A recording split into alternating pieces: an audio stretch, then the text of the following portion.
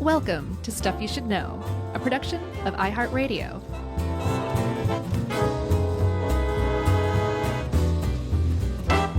Hey, and welcome to the podcast. I'm Josh, and there's Chuck, and Jerry's here too, and we're putting on our best faces in this episode of Stuff You Should Know, right?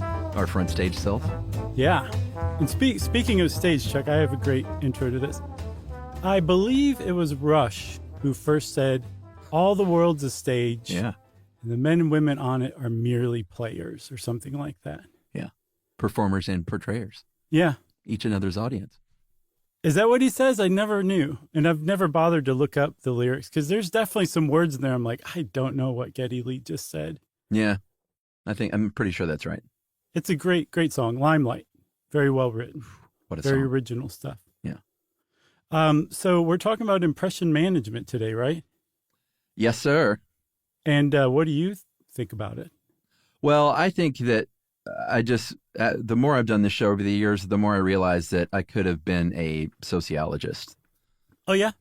Yeah, man. This stuff fascinates me to no end. I took one sociology class in college, and that's it. Mm-hmm. And I remember at the time, when very little outside of English major classes interested me, I was like, man, this is super interesting to me, but not enough to pursue it. But Right. Human behaviors is endlessly fascinating to me. Yeah. And one of the things, sociology gets beat up and edged out and elbowed in the face by psychology a lot, unfairly, I think, too. Yeah, I'm not talking about social psychology. No, Just this to be is clear. sociology. Yeah. And if sociology started out, we should say, basically examining massive institutions. It was macro sociology, religion, like economics, politics, that kind of stuff, and just how people behaved and interacted, or how people came together to form these institutions. Mm-hmm. And then the guy we're going to talk about today came along and he's like, let's kind of zoom in a little more. And like you were saying, he kicked off this this type of sociology that examines like people, just interactions, very small interactions that sometimes we don't even know what we're doing. And apparently, you're very interested in that. I am. And you know what? It seems like the more I've learned about Erving Goffman through today's research and, researching him a little further, like he's a Canadian-American sociologist, and this is like the mid-20th century, 1950s-ish, when he started doing a lot of this work. He seems to me like someone who was just fascinated by human behavior even in a way that like other sociologists weren't, especially at the time. Yeah, for sure. And he also, I read that he developed like a real sympathy for the people who were pushed to the fringes of society unfairly, basically across the board. So he was not only like a really good sociologist and very intuitive, and apparently he had a really interesting writing style too. He loved a good like turn of phrase. Mm-hmm. He was also like a very empathetic, good person too, Oh, that's from what good. I can tell. Whew. Oh man, I'm so glad I didn't hook my wagon to the wrong dude. Right. No, you hooked it to the right guy. And when it's somebody from the 1950s, you never know what's going to happen there. Yeah. We should probably say what we're talking about, though. Impression management or self-presentation or perception management is basically, these are terms that he came up with all of these essentially, and it's just how you present to others. And we'll get into the nuts and bolts of it, but how much you might think about that, how much is automatic, how much is intuition, how much of it is authenticity. It's super fascinating to me. I love this stuff. Yeah, and a lot of it, I mean, when we start talking about it too, it'll just seem very common sense. Like, yeah, of course you're going to, mind your P's and Q's and sit up straight and be friendly in a job interview. And that is a type of impression management, but it is way more granular than that, to the point where, like, if you're into linguistics, that kind of thing, the entire purpose of a conversation is to exchange information. Like, I know this, now I'm sharing it with you. The other person says, thank you very much. And that's what a conversation's for.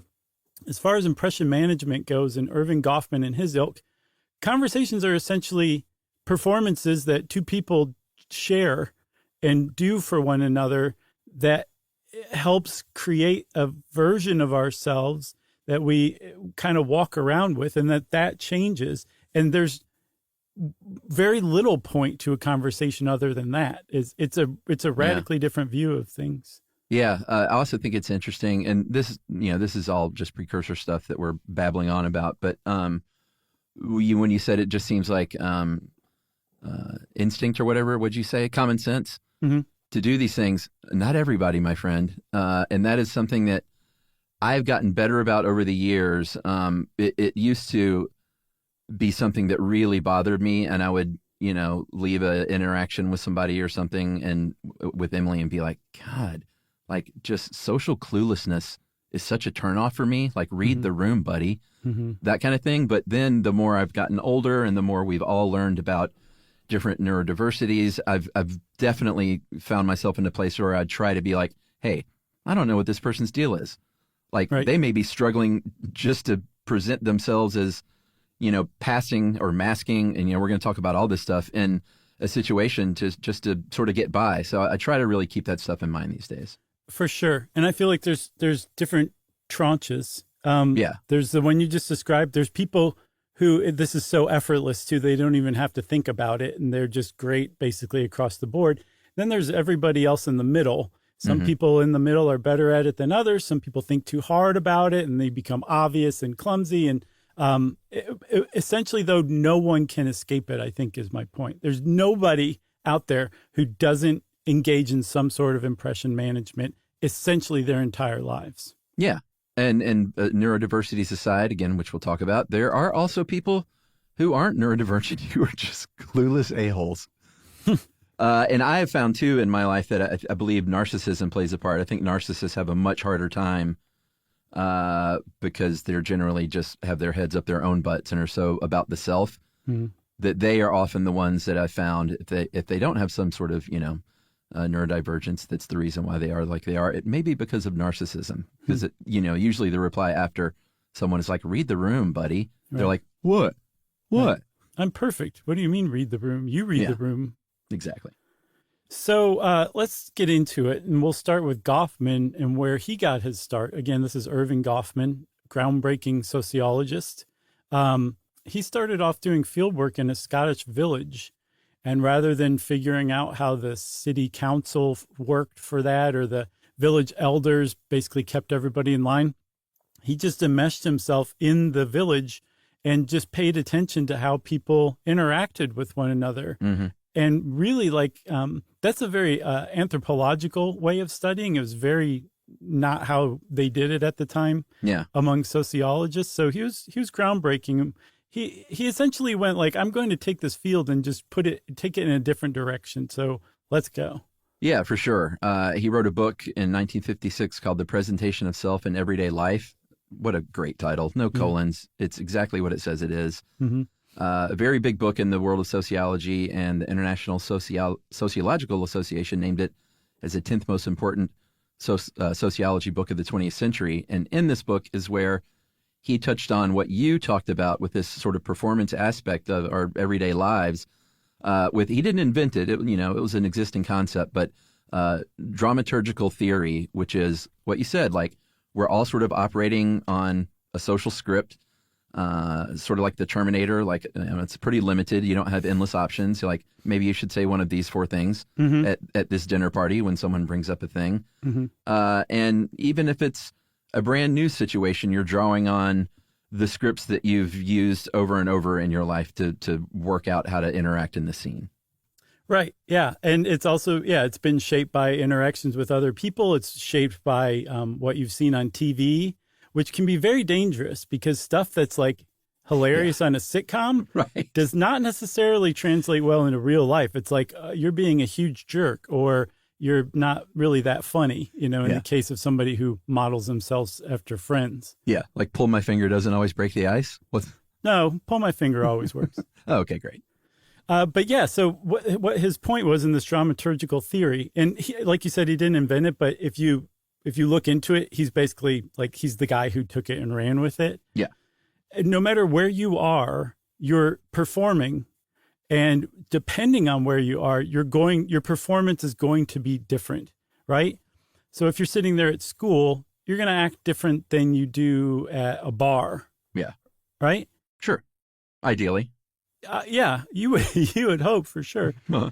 And then if you're at work, you're going to act a little different from that too. And it's essentially, even when you're hanging out with your closest friends, sociologists believe that you're still performing in some way, shape, or form, just probably less than you normally do. Yeah. And some think even when you're by yourself, that still informs how you talk to your little person on your shoulder, Right. which is really interesting. He talked about appearance and like clothing even, and how they will convey, and when we say actor, we're just talking about a person, but in his context of it all being a performance, he called them actors. Mm-hmm. But, your costume that you put on is going to convey like maybe your social status, maybe what kind of job you have. There's that outward appearance, and then there's the manner in which you deal with someone, and obeying the just sort of societal rules in a social situation is a big time thing. And if you start to do things that don't comply with what people generally expect in, at a dinner party or on an elevator or something like that, it can upset people around you. I think the interesting thing that I took from that is, that's kind of common sense, but when you're writing like a screenplay or something like dramatic writing or a play, mm-hmm. The most interesting characters are usually people that do things that surprise you or that fly in the face of right. maybe a social norm or make a decision that's unexpected. So I think it's interesting that in drama, it makes for very compelling characters, but in real life, we kind of don't want that generally. Yeah, like the manic pixie dream girl, right? I don't know what you mean by that. I know what that term means, but I don't know how it relates to this. Oh, they're always doing like crazy stuff that like makes the protagonist dude fall in love with them or whatever. Yeah. I got you. So in terms of a script, that might be engaging even within the world of the script, whereas in real life, I don't know, a manic pixie dream girl might go over, but the person saying pull my finger at the dinner party may not. Well, it's funny that you say drama too, because to me, where my mind went was comedy. Like almost all comedy is a person behaving in a way that violates the situation that they're in, violates the scene and the script that they're supposed to be saying. That's all from Adam Sandler to late Adam Sandler. Right. It's all basically that. Yeah, that's the basis of joke telling. Really, is the unexpected thing happens. Mm-hmm. Super interesting. And then one other thing too, he made a really good point. He said that the characters or the people who are interacting and, again, just essentially performing, that they're trying to come to a common definition of the situation is what he called it. Yeah, that expected norm. Yeah. And so, like, if you see, say, a scene on TV, it's just such a perfect analogy because that's essentially what he's talking about. Mm-hmm. And there's just one dude standing at a bus stop, and it's a businessman, say. Mm-hmm. That scene is in a superposition. It hasn't been defined yet because there's only one person.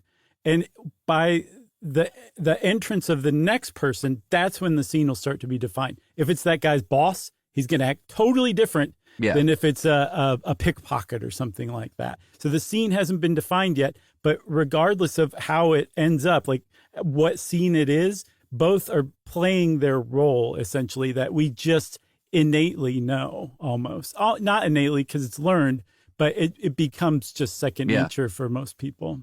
Yeah, for sure. He also thought that, there's obviously verbal and nonverbal parts to this with body language and how you dress and all that stuff. But Goffman himself thought that the nonverbal part, did I say non-purple? If you did, it was lost on me, but I like non-purple more.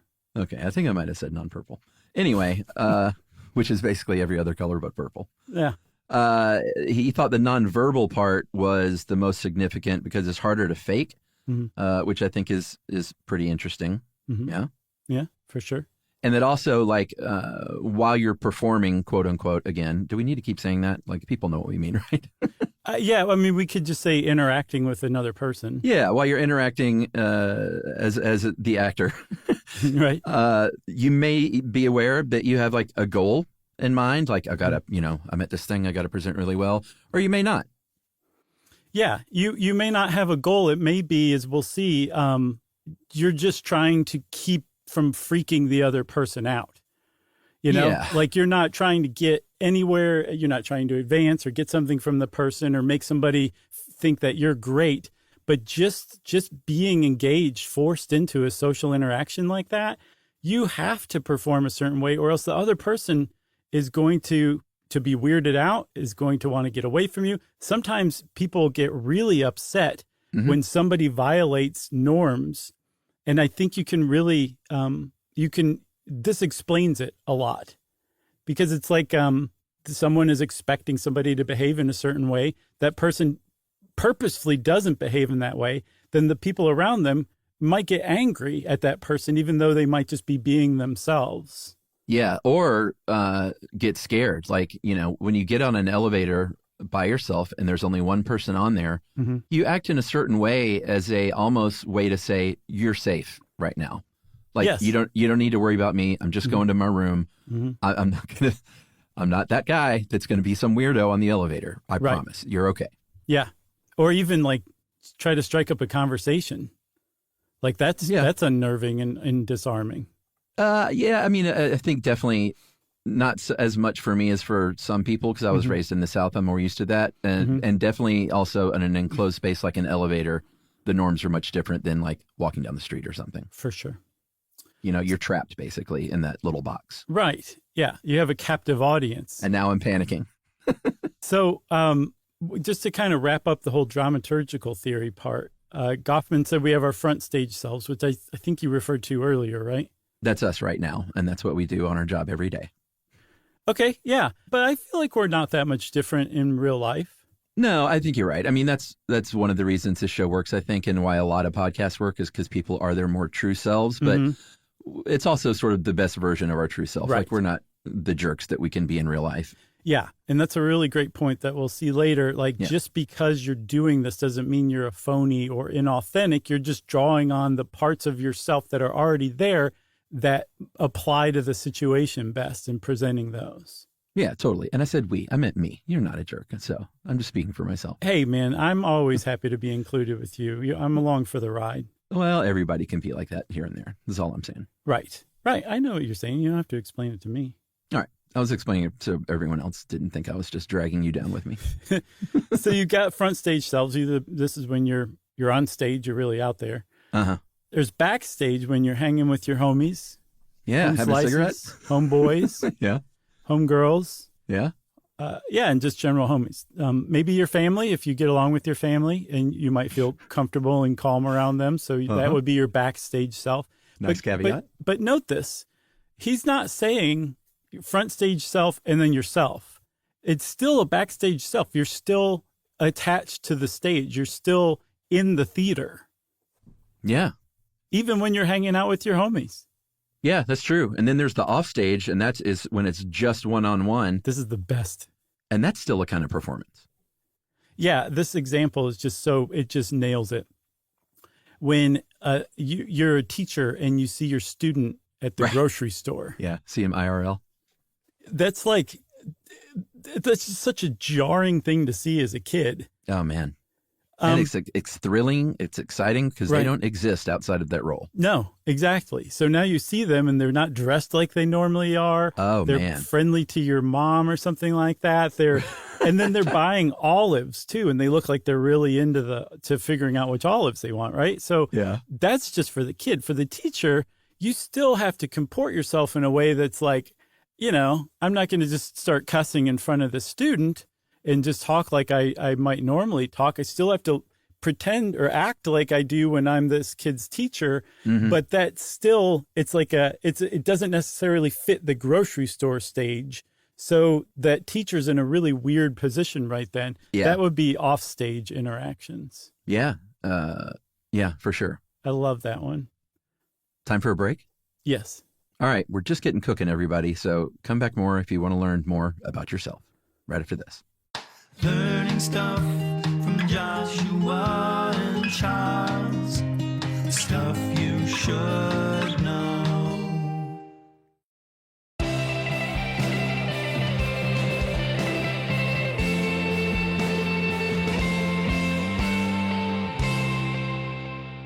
All right. So one of the keys to Goffman's theory is how important it is to avoid being embarrassed or embarrassing others.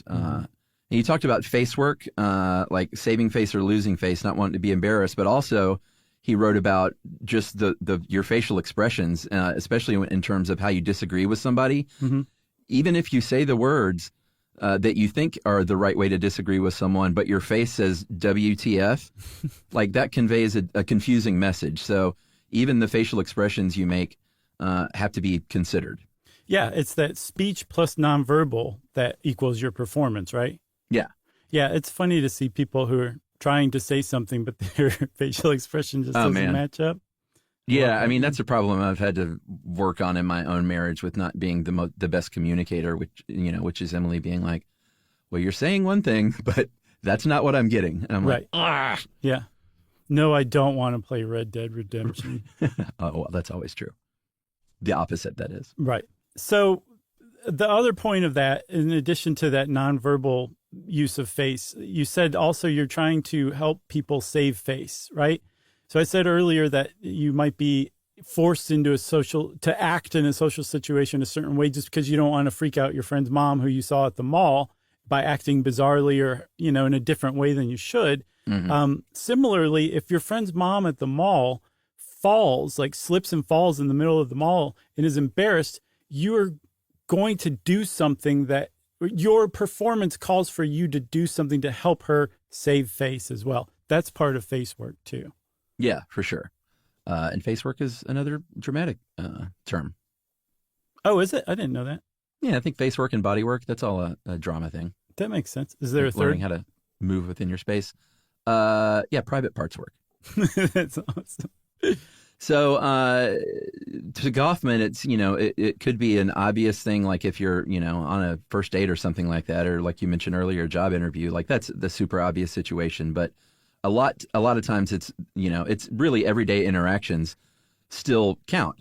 And there's a philosopher named Lucy MacDonald who was writing about like when somebody falls down in public, almost always the very first thing that'll happen is that person will look around to see if anyone saw them. Mm-hmm. And based on that, it's going to change their reaction. And it reminded me of that story I've told before about in college when I saw the guy bust his butt on a bike in Athens. Right. And the books went spilling all over the sidewalk. And this dude just opened one of the books laying on his side with his bike wheel spinning, acting like he was reading it. Mm-hmm. And it's one of the funniest things I've ever seen. And then the other day on my new bike, I tried to do a wheel slide in a gravel parking lot, Mm-hmm.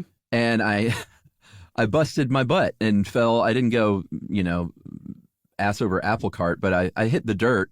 And the first thing I did as a 54-year-old was look up and see if anybody saw me. You didn't jump up and say, I meant to do that? Like Pee Wee No, well, Herman? if somebody had seen me, I would have, but nobody saw me. So I just sat there and was like, oh, nuts. Right. So if you do that, like say if people do see you, you might like look back like closely at the ground. Oh, yeah. Like, what did I trip over? What's wrong with this bike? Or you might say like, I hate Mondays or something like that. And what you're doing is something you mentioned earlier.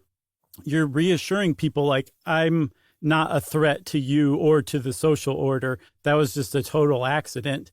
Yeah. And it might seem like that person is overly self-conscious or something like that, or they might be a little neurotic to feel like they have to do that. Yeah. But the philosopher Lucy MacDonald that you mentioned also points out that that's actually not what's going on, that everybody feels like they need to do that, and that it's a rational response to the social expectations that we have of one another. So it just kind of reveals this social intelligence that most people have that is you don't even know that you're doing in a lot of cases, and that you feel even compelled to do internally. Like when I do that, if I'm so embarrassed, I will blurt something out like oops or I hate Mondays. Right. And it feels like it's coming up from, my guts and then out of my mouth. Like it's not something where I'm like, I better say something really quick. Oh, it's totally. just a involuntary reaction, essentially, because it's so ingrained. Yeah, because you're not a sociopath. Yeah, I like to think so. Yeah, I like to think so too. It's funny thinking about that guy in Athens that fell. He didn't even look around because it wasn't like, oh, did someone see me? Because hundreds of people for sure saw him. Right. It was like a crowded campus, so I felt bad for the guy, but it was hysterical. And one day I'm going to meet that person, I think. Yeah, I wonder what he's doing now. Can you imagine if I was at a party one day and somebody was telling that story? Like one time in college, I wrecked my bike and acted like I was reading a book. What would you do? Would you buy him something? I would hug him immediately and be like, I saw that. And I've been telling that story for 40 years. That's great. 40? No, not even 30. Yeah, 30's about right. Yeah. And he would be like, I'm not a hugger.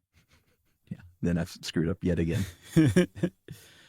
So I said that when people fall and they're saying like, oops, or I hate Mondays, or they're looking at the crack, or they're going through their book, whatever, they're reassuring people that they're actually normal.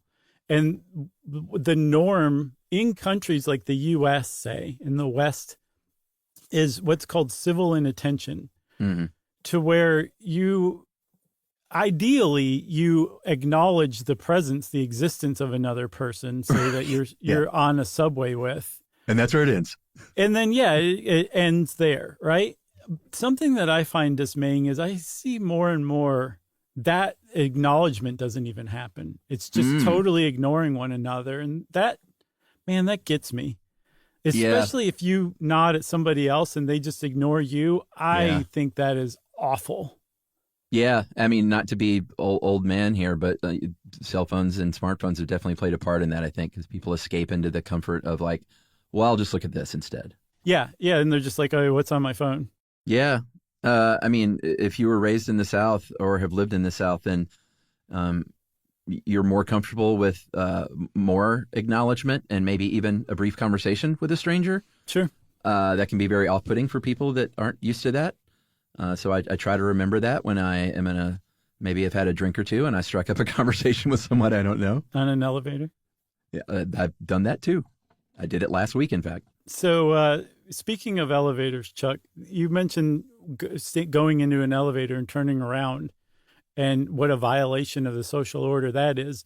The elevator is this perfect little encapsulation for sociologists Oh, man. You to ain't study kidding. because we just know what to do when somebody gets on an elevator and there's already people on there. Everybody spreads out, rearranges themselves to make room for this person in their personal space. And it's not like we're like, okay, I'm going to go over here, you go here. And then when the next person comes on, you get off and then this person's going to go where you were. It just happens. And it's a beautiful synchronized effort, right? It really is. But when sociologists get on elevators and they turn around, there's a apocryphal story about Irving Goffman doing that and studying, and people just flipping out by it. No, they don't turn around. They just go straight in and stand there looking at the rear. Yeah. Yes. Exactly. Yeah. Right. Not well put. So that's actually not just what sociologists like to do. It was like a big one on Candid Camera back in the day for a while. Yeah. And there was one Candid Camera episode where they did the opposite, where the elevator was already had a bunch of people on it, but they were facing the rear when the doors opened. Oh, wow. And the person who was being, I guess, pranked came on. I wouldn't get on that elevator car. Well, so this person, they got on and they kind of looked like they didn't know what to do for a second. And then they turned and they faced the rear. I knew it. Wow. That's incredible. Yeah. It's almost like they thought that they hadn't gotten the revised script pages that day and everybody else did. So they just needed to go along with it because they didn't want to upset the apple cart. Things have changed. Funny. This is not what they expected, but they weren't about to be the one who just stuck to the original norm and upset everybody else. Wow. Did they yell out, "Can I have the new sides, please?" Yeah, exactly. Someone fly those in? Line. That's really funny, and that doesn't surprise me. And I bet the live audience at Candid Camera just got a big old hooty laugh on that one. Man, that Alan Funt. So there was a guy named Harold Garfinkel, another sociologist that would, I mean, he called them breaching experiments, but it's really messing with people. And he did things like that, like sit down on the escalator or just like point at somebody. And I'm not a big fan of those kind of experiments. No, but they're all over YouTube. People doing that. I bet. It's pretty funny. But yeah, if you're ever in a mall and somebody sits down on an escalator or whatever, it's probably a sociologist. Yeah. If not, just politely go in the other direction. Well, no, that's why you carry a water gun around with you. You just squirt them in the face a few times and say, stand up. Super soaker. So there's ways that we figure out how to perform. Because like I said, a lot of it just seems ingrained.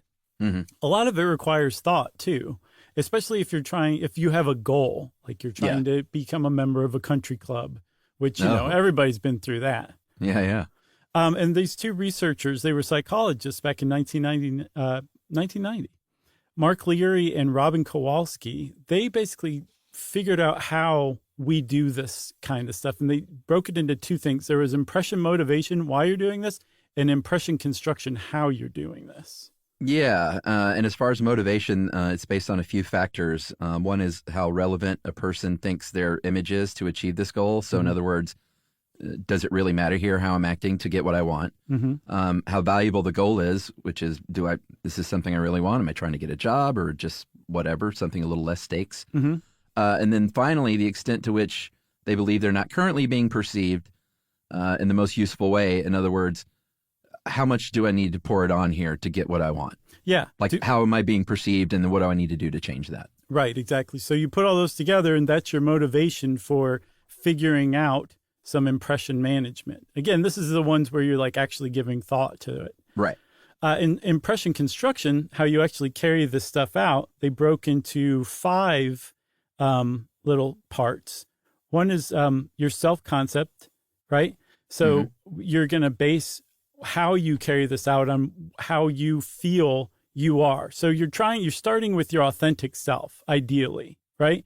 Yeah. Because people value authenticity. People don't want to just keep up a lie. Again, that's a half-hour sitcom right there.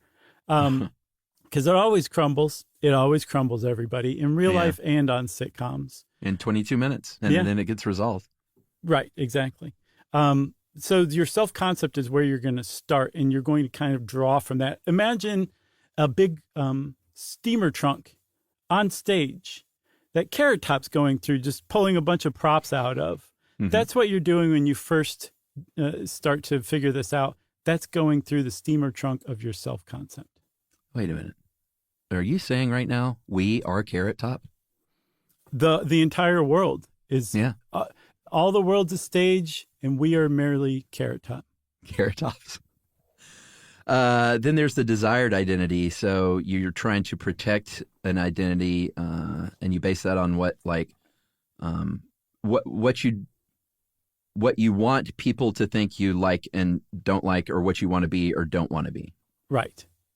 So you might really try to distance yourself from something you don't want to identify with. Yeah, like, oh boy, how about that John Legend?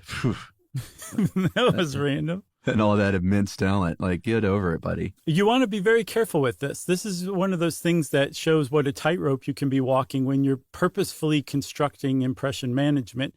Yeah. If you're, in that case, yucking someone's yum, that can turn people off and ruin all of the other stuff that you just did. So it can backfire. Someone opens up their jacket and they're wearing the John Legend shirt. Right. Or you accidentally say it to John Legend because you didn't recognize him. Yeah. I don't know why I pulled him out. I know nothing much about him other than La La Land and the fact that he's super talented. Yeah. No, he was perfect. I mean, totally neutral. Everybody loves him. Like, it was just, that was great. Non-controversial in almost any way. Yeah. All right. He's managed to distance himself from his wife's public persona. So yeah, non-controversial. Who is she? Chrissy Teigen. Oh, I know that name, but I don't know much about her either. That's fine. All right. Moving on. Yeah. So the next one is target value. And it's basically saying like you're just going to take those things from your steamer trunk of your authentic self, and you're going to adorn yourself with the ones that make the most sense for this identity that you're trying to be viewed with. Yeah, but based on what you think they want, right? Yeah, but again, this is not where you're just like, stealing stuff from other people and making it your own. You're going into your own authentic self and saying this one makes the most sense to what this person's going to expect or want. Yeah, exactly. Like aligning yourself with someone else's values, ideally stopping short of doing something that's not inauthentic. Yeah, and there's one thing I think we should say at this point, because it's really easy to just assume like this is what everybody should be doing. And I think it's worth questioning. It's not inherently a good thing to change yourself or to rearrange yourself. It can be a bad thing, but it can also be a good thing too. So just know we're not saying like you should be out doing this. You should really be thinking about what you have inside yourself that you can impress other people with. That's not what we're saying. But people do that, and that falls under the umbrella of impression management. Yeah, we're saying this is what Leary and Kowalski have noticed happens. Yeah, blame it on them. And the rain. And then there's current, I'm sorry, I skipped one, didn't I? Role constraints. Presenting yourself in a way that's, that's kind of the same thing as target value, except target value is a little less that I want to align myself with what you may be into. Yeah. And a little more of just like the general expectations of a social role. Right. Like you would wear a top hat and a monocle to a meeting with a bunch of bankers because that's what they would expect you to do. Exactly. And then there's current social image, which is what you perceive of yourself. And if you think other people perceive you in a way you don't like. Yeah. There are some other techniques that they've, that people can use. Flattery, of course, will get you everywhere. Ingratiation, stuff like that. Conforming to expectations, that's kind of like, the other stuff, I think, like role constraints and stuff like that. And then a big one is like suppressing your emotion and maintaining your self-control. Like, again, that doesn't mean to be inauthentic, but that just means like read the room. Is it time for me to be overly emotional about something, or is it not? Do I need to kind of put a lid on that for now? Yeah. If you're triggered and you have a temper because people are taking too long in the grocery store line, don't push a whole load of groceries back into an aisle and shout a curse word and storm out. No. I've seen it in real life, actually. Oh, I'm sure. It's like, what is going on, buddy? It's hard to not think just constantly what's wrong with people. But you know what? The fact is, again, as I get older, there's a lot wrong with a lot of people. So I try to keep that in mind. Yeah. Everybody's got some sort of burden they're carrying, and some people are more vocal about it than others, I guess. That's a very nice way to say it. Some people misproject it in the wrong way more loudly than others.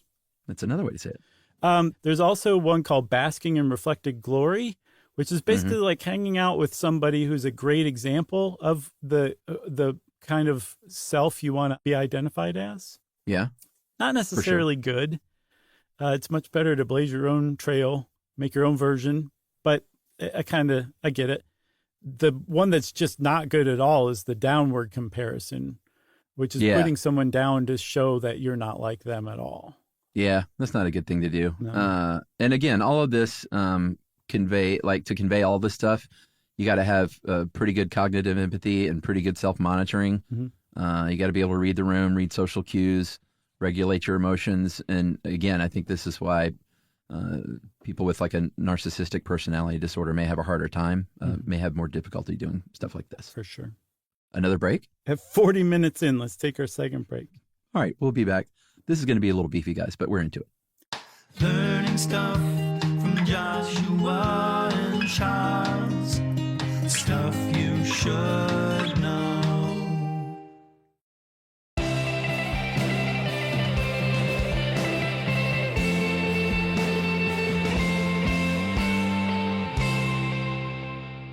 Okay, Chuck. So just real quick before we keep going on, it's worth mentioning that forming an online identity is essentially it's like a whole new can of worms. Yeah. As far as sociology is concerned, we just couldn't do it before, and it allows you to do things, try on new things in ways that it was just impossible to previously. Yeah, for sure. But that could be a shorty or something on its own, huh? For sure. Should we talk about authenticity though a little more? Yeah, because again, everybody wants to be viewed as authentic, and just the fact that you've realized now that you're performing at all times can make you feel like you're not authentic, but we're here to tell you you're still authentic. Yeah, for sure. There have been researchers that, it kind of depends. There are a lot of ways to, I don't like saying skin a cat anymore because to tackle the cat. No, there's a lot of ways to pet the cat. We're not saying skin the cat anymore. I don't know. It just occurred to me that's a pretty horrific thing to think about. Yeah, I don't know where that came from, but sure. I don't either. I guess I can get on board with that. All right. There's a lot of ways to pet a cat. Actually, there's only one way, and that's with the grain. But anyway. How about skin your knee? Sure. There's a lot of ways to skin your knee. Like a 54-year-old wrecking his new BMX bike. Exactly. Some people say there's a real distinction between self-presentation which is like the influence that you're feeling by pressure and the effort that you're putting out, and then self-expression, which is your authentic self.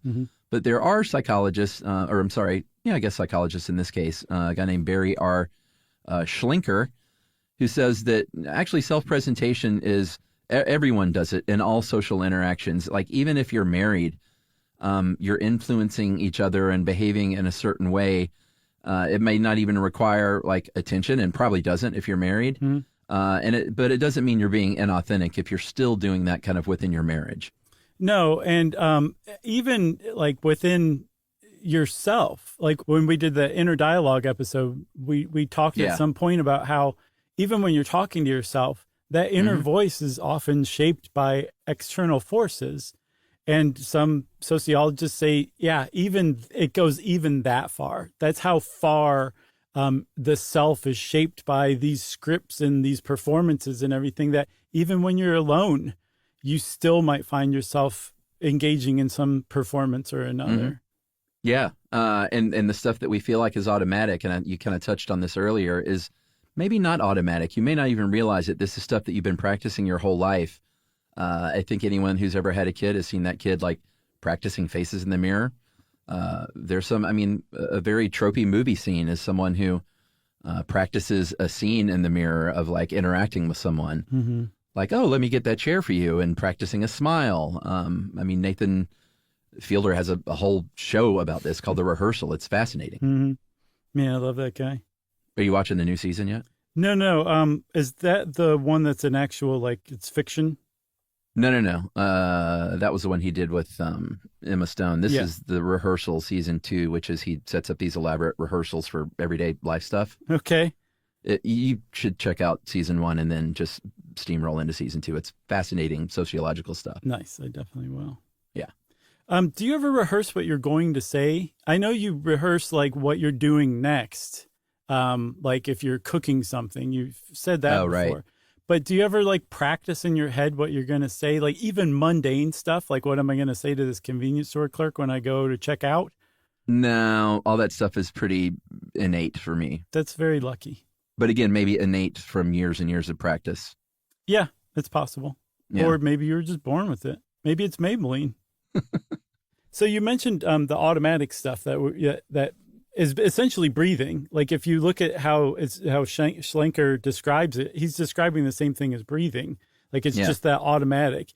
And that automatic mode can be in a like high gear or low gear. And typically if you're backstage hanging out with your friends, embarrassment. Again, the driver here is preventing embarrassment, preventing from embarrassing yourself, preventing embarrassing other people or making them feel embarrassed by association. Like you're preventing embarrassment. And one of the reasons why it's easier to hang out with people in your backstage mode is because the stakes are low. If you embarrass yourself, it doesn't matter nearly as much as if you embarrass yourself, if you pee your pants in a job interview. Yeah.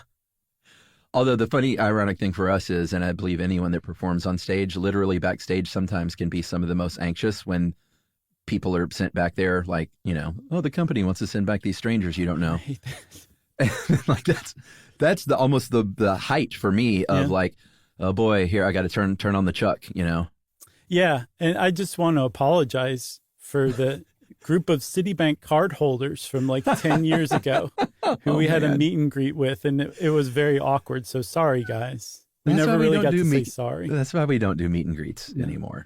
It's just, we just want to be backstage with our homies. Exactly. Yeah. So there's also, we can also automatically go into a much more performative mode when the stakes get a little higher. Yeah. But either way, it's still automatic. So Schlenker is like, nope, we're really kind of performing almost at all times. And then there was a scholar of gender named Judith Butler, and by was, I mean is. And Judith Butler said everything about you is shaped by sociological forces, including gender, that people learn how to behave according to what society says their gender is, or what's expected of that gender. and that's just how we learn to behave certain ways according to gender. Yeah. I mean, I'm sure there are plenty of grown men who have a story where they're like, when I was in the third grade, I played with dolls and I got made fun of. Mm-hmm. And because that wasn't the socially acceptable, masculine construct. And from that day forward, I started doing things to where I fit in a little more on the playground. And that shapes how they are, decades later sometimes. Right. Even. Yeah, it carried over from the playground into the rest of their life.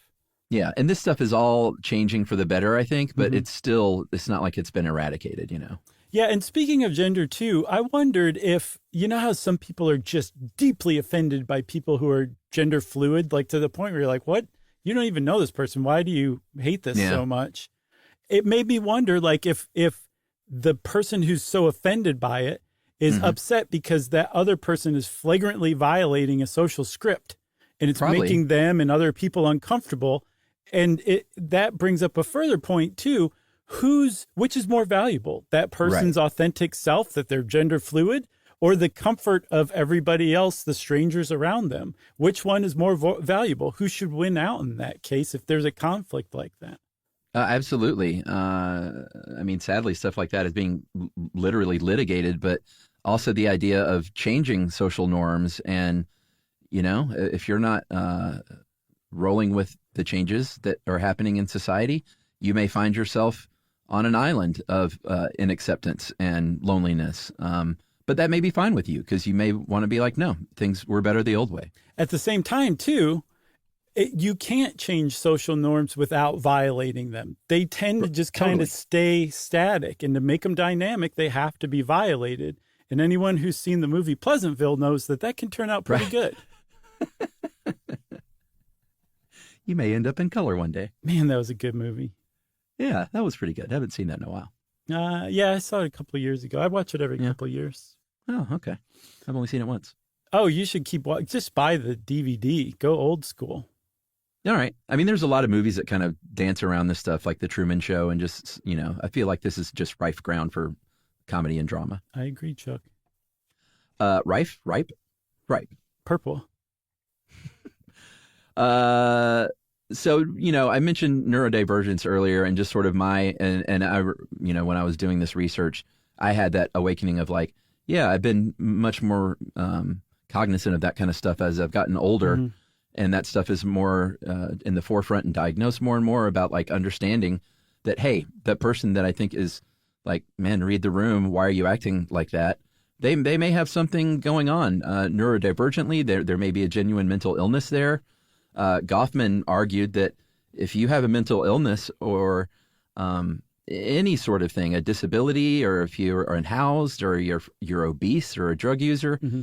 that all just lumps you in as a thing. I mean, a stigma, which we're going to talk more about in a second, basically. But and it ends up sort of creating the symptom of that thing just because you're put in that box. Yeah, and so anybody who has a social stigma, like you just mentioned, you rattled off that list, they're what Goffman called discredited. They don't have, they have less value according to society. And this is where he developed that empathy from researching this stuff. I bet. Especially based on something like someone's ethnicity or whether they're handicapped or whether they're homeless or whatever, that the idea that they have less value, socially speaking, in this sense, is totally unfair because the social norms that we create are generally arbitrary. Yeah, for sure. And in not all cases, but impression management is a tool that people can use to get over or hide those stigmatized features. Mm-hmm.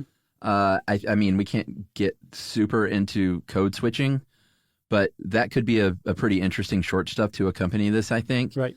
That is the idea, and it's not specific to the African American community, but it is.